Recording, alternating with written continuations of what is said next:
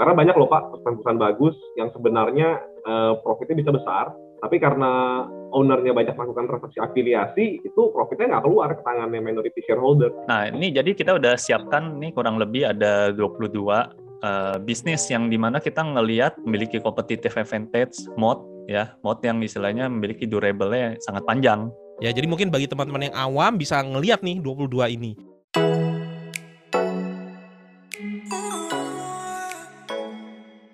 Halo teman-teman, nah kita kembali lagi di part 2 dan ditemani oleh dua orang teman setia saya, ada Pak Sumadi dan ada Pak Billy. Nah mungkin saya langsung tanya aja ke Pak Sumadi ya, kira-kira ketika kita memilih saham, itu kriterianya seperti apa atau ada enggak cara-cara yang bisa kita pakai untuk kita memilih saham, terutama bagi kita yang termasuk orang awam gitu ya di dunia saham? Wah, sebenarnya bisa banget Pak, bahkan ada istilahnya common knowledge ya. Nah, ini kata-kata common knowledge ini itu dari Peter Lynch. Kalau teman-teman baca One Up to Wall Street, nah itu di bukunya Peter Lynch, bisa nggak sih seorang retail, orang awam ngalahin seorang fund manager? Itu bisa banget, karena sebenarnya banyak informasi-informasi yang bisa didapatkan di lapangan langsung. Nah, dari cerita itu gimana sih? Maksudnya common knowledge itu apa? Jadi kita misalnya contoh ya, kita bisa mendapatkan informasi produk yang bagus, misalnya kita dengan sesimpel ke pasar. Misalnya kita ke pasar, nemenin ibu kita atau nemenin ayah kita ke pasar, misalnya beli cabai atau apa. Kita kan bisa perhatiin, kok dia bungkusnya pakai plastiknya ini. Misalnya kita pergi ke pasar yang lain, kok bungkusnya pakai plastiknya mereknya tomat juga, apa nggak pakai wayang? Padahal sebenarnya itu tomat, wayang, itu kan sebenarnya produknya udah di IPO. Ya, itu PEBIT gitu ya, Pancabudi.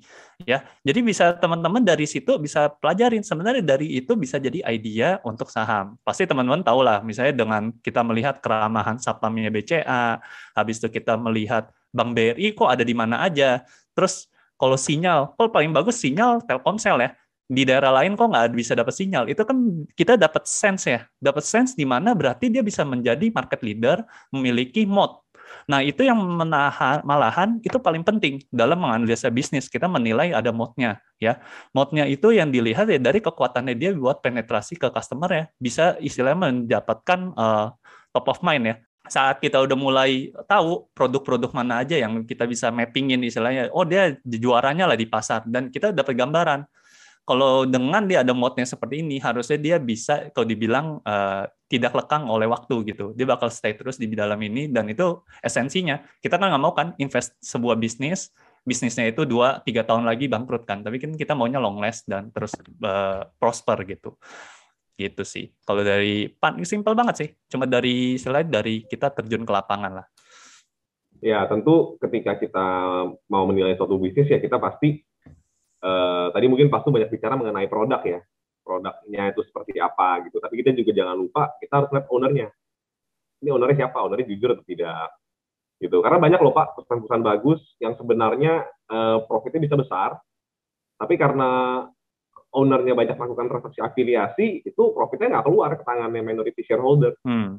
Kita kan beli kan minoritas apa ya?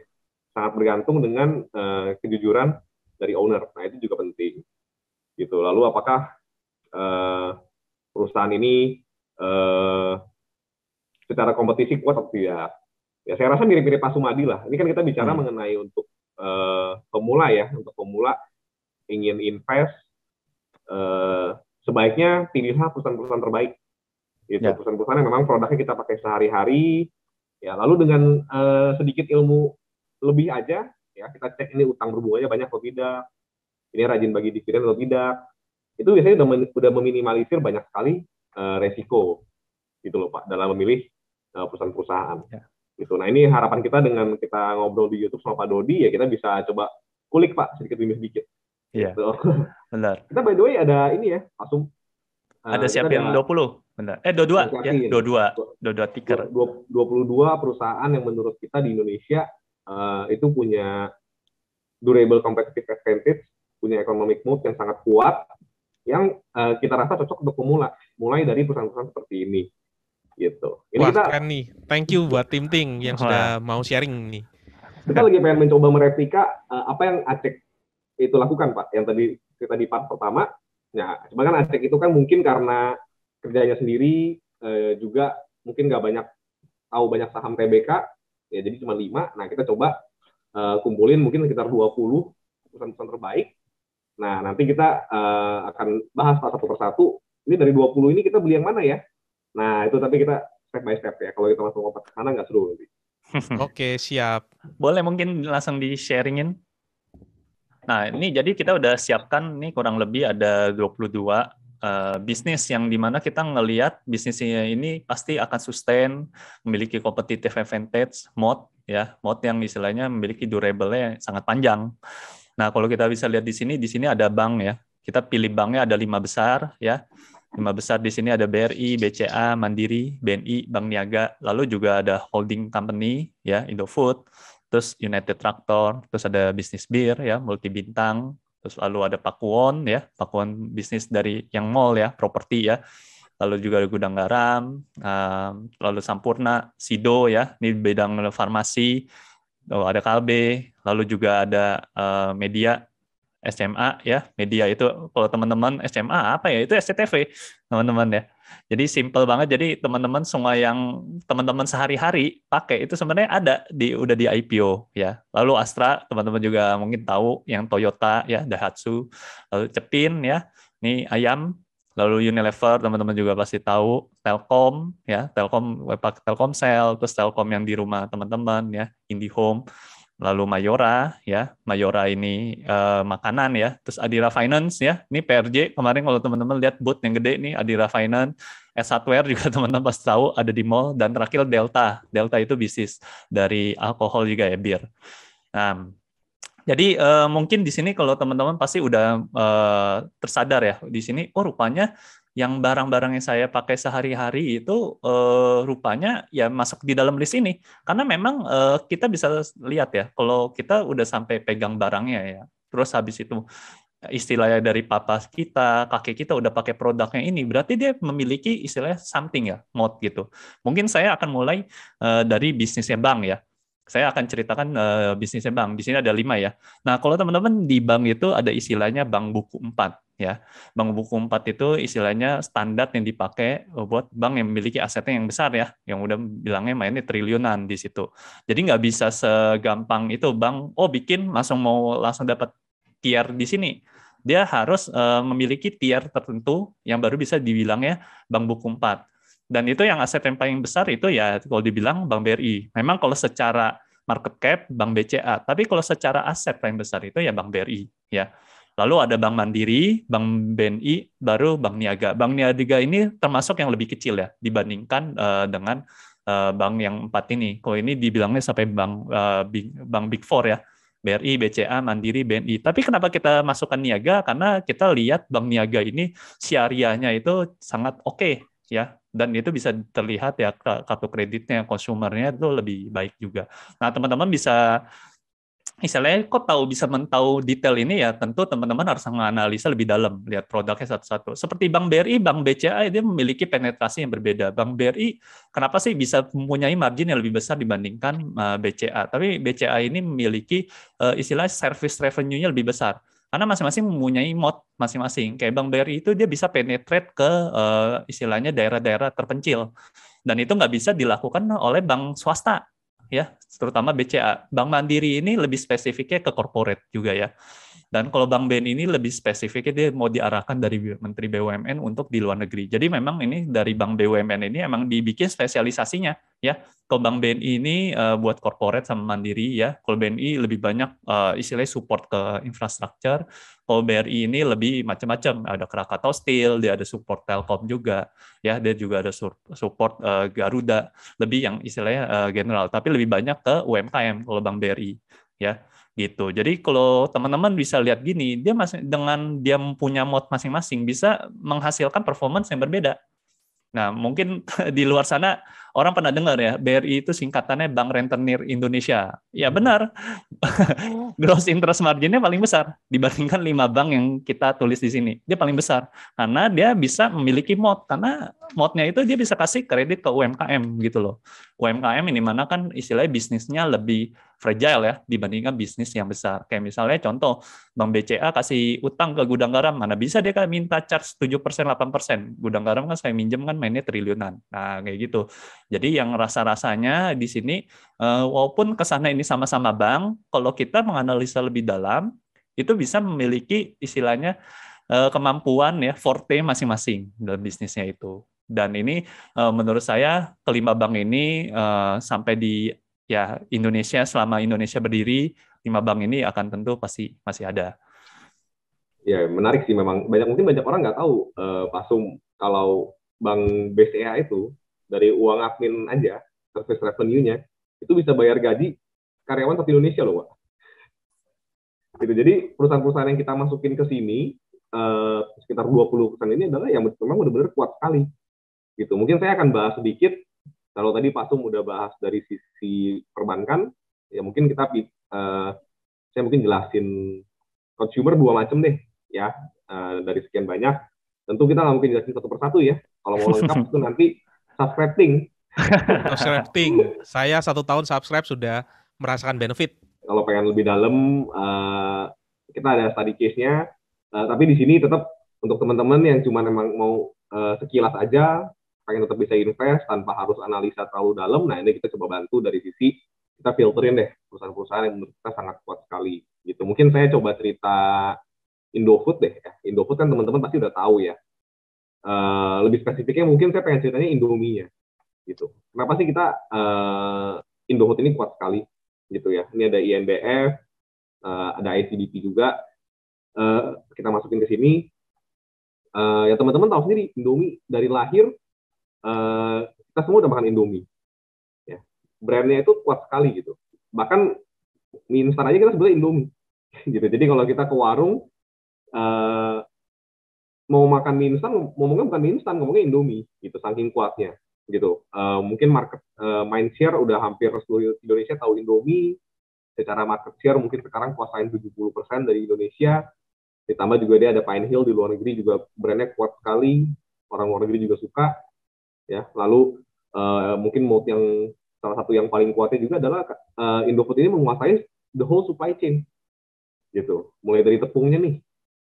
Tepungnya tepung dari Bogasari, itu kan punya Indofood, gitu. Lalu minyak gorengnya dari Bimoli, dari Simpe, ya itu ada di bawahnya Indofood juga, gitu. Lalu sambelnya, kecapnya itu semua adalah produksi, mereka udah punya supply chain, gitu. Bahkan sampai distribusinya sampai ke Indomaret itu juga punyanya Salim Group semuanya, gitu. Jadi supply chain dari ujung ke ujung, teman-teman bayangin. Kalau brand lain mau ngalahin Indomie, seberapa sulit, gitu. Ya, ini mungkin salah satu pola pikir yang teman-teman harus coba bangun dalam menilai suatu perusahaan, gitu. Menilai apakah nih perusahaan mudah dihantam sama kompetitor atau tidak, gitu. Berarti orang kalau mau produksi Indomie seharga Indomie, ya, pengen ngalahin harganya misalnya, itu kan bakal sulit, gitu. Dia harus punya supply chain tepung, ya. Kalau misalnya mau bikin ini instan tapi tepungnya bisa sama Bogasari, ya udah kalah duluan. Modalnya udah kalah duluan, gitu. Mau jualan mie instan tapi distribusinya lewat Indomaret misalnya, ya udah kalah duluan. Nah, jadi dengan kita ngerti seperti itu, kita bisa memikirkan faktor-faktor kualitatif dari ini kuat apa nih perusahaan, gitu. Lalu kita juga bicara misalnya mungkin yang kedua gudang garam, gitu. Kenapa kita masukin gudang garam? Ya gudang garam ini perusahaan rokok terbesar di Indonesia sekarang.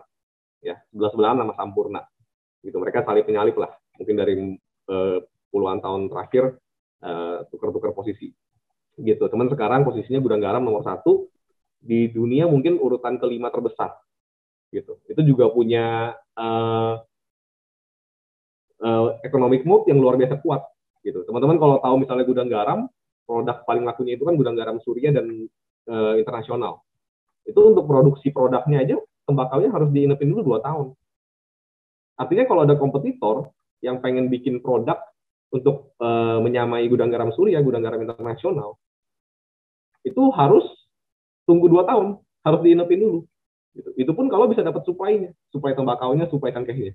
Gitu. Bahkan sekarang petani aja kalau mau jual cengkeh aja nunggu harganya gudang garam dulu. Gitu. Jadi perusahaan-perusahaan ini, kalau teman-teman lihat, ini kan besar-besar semua ya. Karena memang size does matter teman-teman dalam hal bisnis. Nah, ada namanya economic of scale, di mana kalau udah punya skala besar, gitu. Seperti tadi Pak Sumadi dia bilang Pancabudi, plastik tadi, Pebit, Nah, itu juga bisa kuat sekali karena economic of scale dibandingkan kompetitornya. Gitu, bisa dapat bahan baku lebih murah. Ya. Orang lain cuma jualan plastik, Pancabudi bisa jualan biji plastiknya juga ke kompetitor.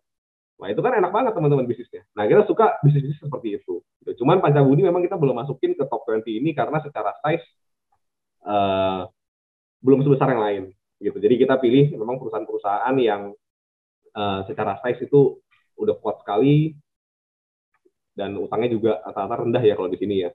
Mungkin Karung Popan mungkin teman-teman nggak gitu fasih ya. Tapi teman-teman kalau tahu mungkin 80-90% suplai ayam di Indonesia itu dari Karung Popan loh. Nah, jadi Unilever teman-teman pasti tahu lah produknya, misalnya Lifebuoy yang udah dipakai sehari-hari. Lalu Sido muncul, ya itu produknya tolak angin gitu, yang hampir nggak ada kompetisi, kuat banget lah. Mungkin lawannya Antangin ya, tapi kan beda jauh lumayan. Lalu Kalbe gitu. Mungkin Pak Dodi juga waktu kita bikin ini kan Pak Dodi ikut nimbrung nih. Nah, mungkin Pak Dodi sharing juga dong Pak Dodi. Ya. Tadi mau nambahin yang Pak Billy ya. Kenapa kok nggak ada pesaing? Karena semua orang pintar minumnya tolak angin ya. Oh, iya. Semua orang merasa pintar, Pak. Ya, kalau saya mungkin nambahin yang beberapa ya yang di bidang saya. Dari diskusi dengan teman-teman Ting sendiri, ada satu perusahaan properti yang ada di sini ya, yaitu Pakuwon. Nah, kenapa saya rasa Pakuwon itu bisa dibilang memiliki moat? Paling gampang untuk kita melihat adalah dari sisi penjualan ya, atau dari sisi sales. Nah, Pakuwon itu ada dua, yaitu penjualan untuk perumahan ya, baik dari kondominium maupun dari landed house yang dijual. Dan kita harus tahu kenapa kok 5, 10, 15 tahun kira-kira orang-orang masih beli rumah. Ya alasannya karena di Indonesia pertumbuhannya masih positif. Ya mungkin beda dengan negara-negara lain yang pertumbuhan penduduknya itu negatif ya, maka mungkin demand akan rumah itu bisa jadi akan turun gitu ya.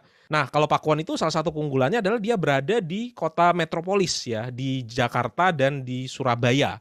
Di mana dua kota ini ternyata bisa dibilang masih cukup banyak juga peminatnya ya. Dan produk-produknya, karena saya di Surabaya ya, produk-produknya yang dijual, rumah-rumahnya yang dijual, mereka itu bisa membuat semacam apa istilahnya, semacam township ya istilahnya kita bisa bilang ya. Kalau di Surabaya ada di timur itu Pakuwon City, kalau di barat ada Pakuwon Mall, ada juga Grand Pakuwon. Nah, yang kedua lagi yang menarik kalau saya lihat itu adalah Pakuwon punya pendapatan berulang yang cukup tinggi. Jadi kalau kita lihat sepanjang beberapa tahun terakhir, kalau kita coba abaikan pandemi ya, ternyata pendapatan berulang dari Pakuwon ini termasuk yang tertinggi kalau kita bandingkan dengan perusahaan properti lain. Dari mana mereka dapat? Ternyata mereka bisa mendapatkan itu dari istilahnya itu space rental. Artinya Pakuwon ini punya mall gitu ya, atau punya office di mana mall tersebut mereka sewakan dan tenan-tenan yang membeli mall tersebut akan membayar.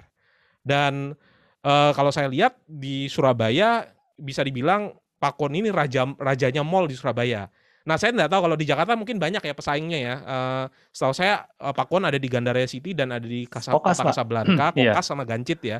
Kokas sama Gancit terkenal itu, Pak. Terkenal juga ya. Iya. Bisa dibilang keunggulan mereka adalah mallnya yang cukup ramai sehingga tenan-tenan tidak merasa rugi untuk menyewa dan occupancy rate-nya ya itu 90% ke atas gitu. Nah, cerita ini Pak, kayak dari mod recurring gitu. Kayak kita lihat sendiri ya, misalnya contoh Pemda Jakarta itu memiliki saham Delta loh. Delta ini yang paling pojok paling kanan nih. Kalau teman-teman lihat di sini saham Delta. Nah, saham Delta tuh apa sih? Itu yang bisnis jualan bir angker. Jadi di tahun ini aja dia memberikan 60 miliar dividen ke Pemda. Dan Pemda pun masih belum menjual sahamnya ya di Delta. Karena ya memang masih memberikan istilahnya tanda petik benefit secara ekonomi yang bagus banget untuk kayak sebagai investor kan. Berarti Pemda ini sebagai investor. Nah, itu juga terjadi ya di multibintang. Ini berdua istilahnya kalau teman-teman punya saham multibintang, punya saham Delta, artinya teman-teman udah jadi raja bir di Indonesia.